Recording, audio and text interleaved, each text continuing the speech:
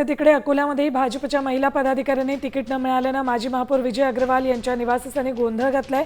अकोटफैल SC वॉर्डमध्ये निवडणूक लढवण्यासाठी इच्छुक शकुंतला जाधव आणि समर्थक नाराज झाले। वॉर्ड अजित पवारांच्या राष्ट्रवादीकडे गेल्यानं ते अधिक चिडलेत।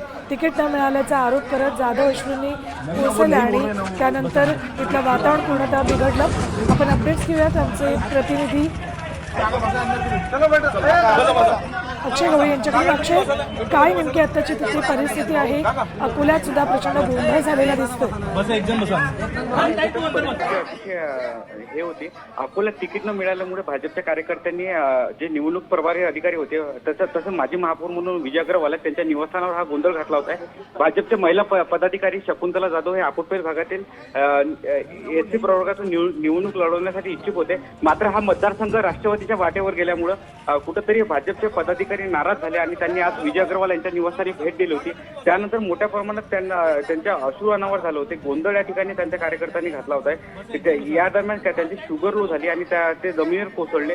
त्यानंतर त्यांना तातडीनं पोलिसांनी त्या ठिकाणी दाखल झाले। त्यांना रुग्णालयात दाखल करण्यात आलेलं आहे। खासगी रुग्णालयात त्यांच्यावर सध्याचे उपचार सुरू आहे। मात्र त्यांची प्रकृती सध्याची स्थिर आहे।